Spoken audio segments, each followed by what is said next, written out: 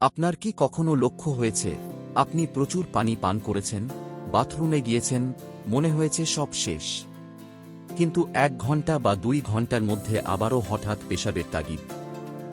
কোথা থেকে আসছে এই অতিরিক্ত পানি?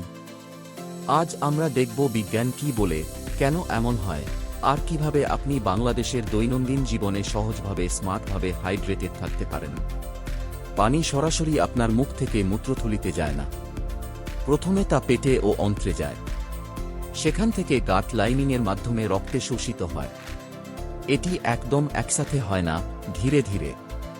এরপর রক্তনালীতে ঘুরে ঘুরে কোষকে পুষ্টি দেয়, টক্সিন বের করে, এবং শেষে কিডনিতে পৌঁছায়, যেখানে এটি ফিল্টার হয়ে মূত্র হিসেবে বের হয়। বাংলাদেশে গরম ও আর্দ্র পরিবেশ, বিশেষ করে গ্রীষ্মকালে, এটি আরও গুরুত্বপূর্ণ। কিডনি ঠিকমতো কাজ করতে পানি না পেলে শরীর ঘন থাকে, মূত্র দ্রুত আসে না, এবং রক্ত ঘন হয়ে যায়। আপনার কিডনি প্রতি ঘন্টায় নির্দিষ্ট পরিমাণ পানি ফিল্টার করতে পারে। একবারে 500 থেকে 600 মিলি বা 1 গ্লাস পানি খেলে পুরো ফিল্টার করা সম্ভব হয় না। প্রথম বাথরুম ভ্রমণে কিছু পানি বের হয়, বাকিটা ধীরে ধীরে ফিল্টার হয়। এই জন্য 1 ঘন্টা পর আবার মূত্র তাগিদ আসে। এটাই আপনার শরীরের ডিলেইড ডাউনলোড। রাতের দিকে যদি ঘন ঘন পানি পান করা হয়, যেমন রাত 8 থেকে 9টার মধ্যে 1 বা 2 গ্লাস, কিডনি পুরো ফিল্টার করতে পারবে না, আর রাত 2 থেকে 3টায় ঘুমের মধ্যে আপনাকে জাগাতে পারে। কিডনি গ্লোমেরুলি নামে ছোট ফিল্টার দিয়ে রক্ত ফিল্টার করে। অতিরিক্ত পানি, লবণ, বর্জ্য বের করে মূত্রে পাঠায়। কিন্তু এই প্রক্রিয়াকে নিয়ন্ত্রণ করে এডিএইচ বা অ্যান্টিডাইউরেটিক হরমোন। এটি কিডনিকে বলে কখন পানি ধরে রাখতে হবে, কখন বের করতে হবে। বাংলাদেশে অফিস বা ঘরে যারা বেশি এয়ার কন্ডিশন বা বসে থাকে, তাদের এডিএইচ সিগন্যাল ও শরীরের পানি ব্যবহার ভিন্ন হতে পারে। তাই দুজন একই পরিমাণ পানি পান করলেও ভিন্ন মূত্র নিঃসরণ হয়। শুধু পানি খাওয়া যথেষ্ট নয়, শরীরকে পানি ধরে রাখতে ইলেকট্রোলাইট দরকার, যেমন সোডিয়াম, পটাশিয়াম, ম্যাগনেসিয়াম, ক্যালসিয়াম। এই খনিজগুলো পানি কোষের ভিতরে টেনে নেয়।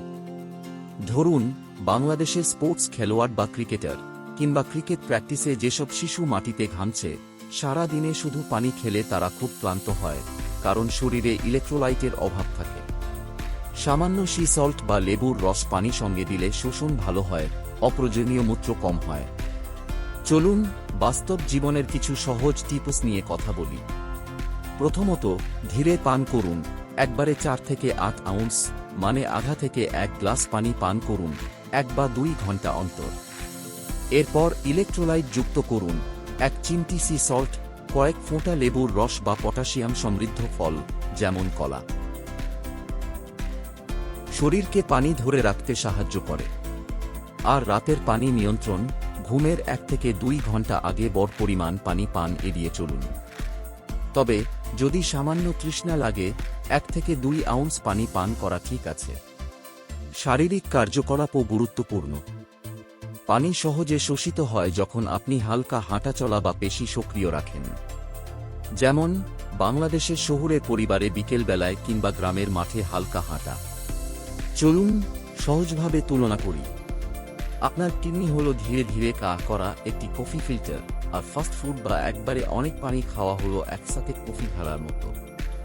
সব পানি ফিল্টার করতে সময় লাগে। ইলেকট্রোলাইট হলো সেই ফিল্টারের ম্যাজিক উপাদান, যা পানি ধরে রাখে, যাতে পুরো শরীর হাইড্রেটেড থাকে।